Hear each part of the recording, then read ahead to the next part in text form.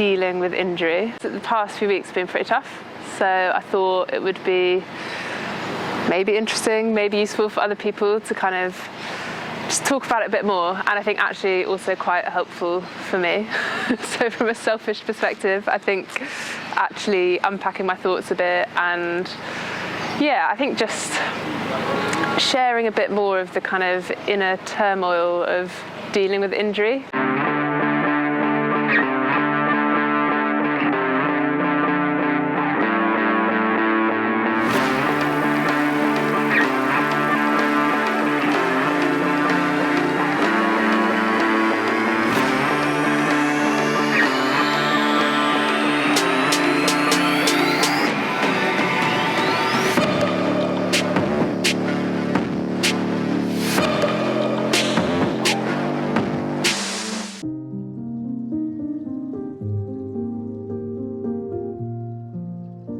Obviously, everyone knows that when you're injured, it's a bit shit. Everyone finds it quite tough to deal with, I think, especially at this kind of point in the season when there's loads of races and all you see is like other people racing and training. And so I thought it'd be good to just talk a bit more about it. The main reason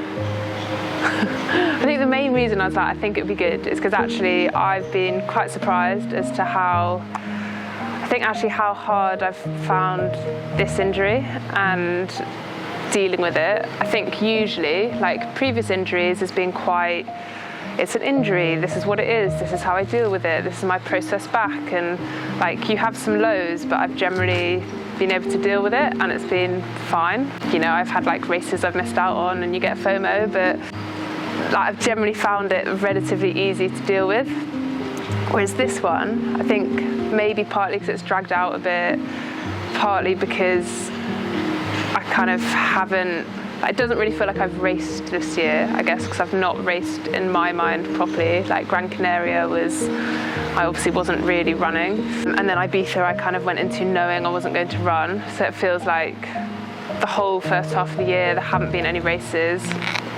It's looking really unlikely I'm going to be able to do Roth, so that's then another race that kind of was my mid-year highlight that I was really looking forward to. So I think when you take all of that away, I think one of the things I've really struggled with is then trying to feel like I'm still like actually an athlete and be a good athlete, because I think no matter what anyone says, you always judge yourself by your results, and like whether that be in training or racing. Yeah, I think it's always hard to not judge yourself by racing, because that is generally how you're judged, both from like a income perspective, from how the world kind of sees you, of like how you race and how you see yourself. Like for me, you know, like I judge how good I am as an athlete based on how I race against everyone else. So to then not really be racing, to not be able to judge myself against other people, then all I've got to lay back on is the training. And then I think training when you're injured is also really hard, because I think there's always something in the back of your mind that you're like, I'm not giving it everything, because you're not able to do everything, even though you're doing all the bits that you can do. So like swimming's still been pretty up and down. But I actually had a couple of, say, kind of breakthrough weeks where I had some really good swims, like consistent swims. So at that point I was like, oh, okay, you know, the swimming's going well. And then this week it's just been terrible. But then this week's just been generally a bit of a shocker.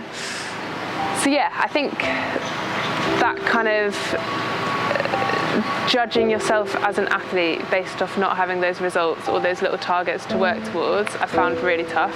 So I think then the other part of it is that the general motivation.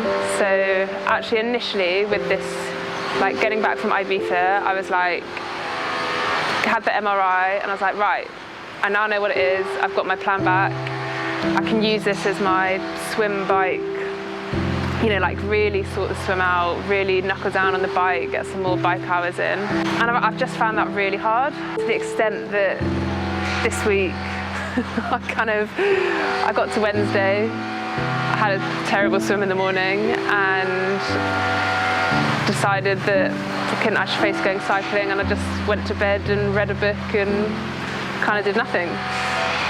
And I think, again, I don't think that's a bad thing to do. I think sometimes you need to do that. but then on the other hand, the other half of my brain's like, why are you being lazy and not going out and doing stuff? Like, you can still go out and bike, etc. So I find that kind of like the guilt of sort of knowing I need a bit of a reset and a chill out versus the guilt of being like, why are you not just out training and doing what you can do? So I found that quite hard to deal with. And I think just generally, I've just felt really low with it.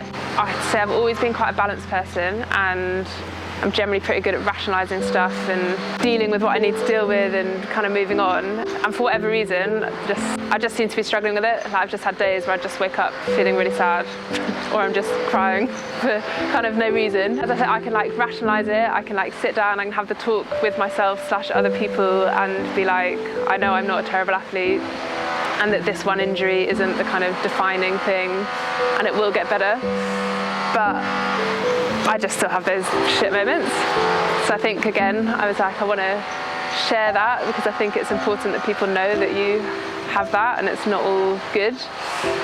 And then I think the other thing that I've also struggled with a bit is that I then feel like super self-indulgent for feeling shit about it when there's so many people with, like, I don't know, worse injuries or getting hit by cars, or, you know, there's been like 3 people over the last week that have been hit badly by cars, one girl dying. It's like, so I then struggle in my head to be like, you're just being completely self-absorbed by feeling bad about this when it's completely minor. But again, I think it's just natural that obviously as humans we're quite self-absorbed. As athletes we're definitely like, you're definitely quite self-focused. So yeah, but I found that quite hard as well, trying to be nice to myself about feeling generally a bit shit about it all, but also feeling that guilt of like feeling so shit about it when it's such a minor thing.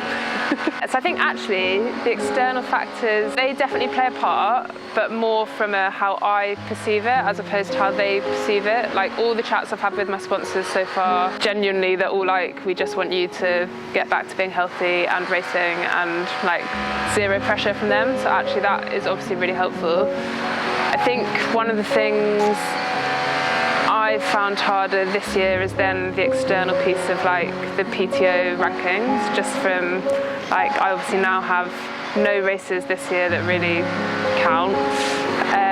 Well, Gran Canaria counts, but it was terrible, so it doesn't really count. My good result from last year has dropped off, so obviously I've now dropped down the rankings.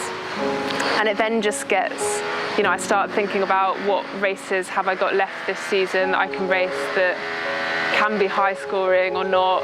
And if you're just thinking about the rankings, it obviously makes that higher pressure. So I'm obviously trying to not, you know, the rankings don't define who you are as an athlete, but obviously it's quite a lot of money involved, so it's a nice thing to kind of do well in.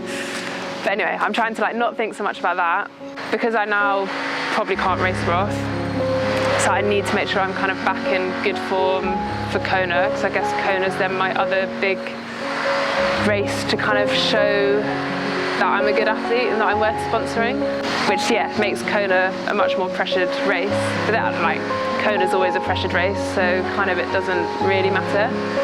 But yeah, so I'd say that like the external factors are kind of again internally driven, I think. Actually, that like one of the reasons I kept Lloyd's was actually for moments like this, when you have something that shows how irrelevant in many ways sport is to the bigger thing, and just having people to talk to that have no idea really what triathlon is, and it's kind of not a big thing. So that's been really good, and that's helped to kind of have something else to focus on.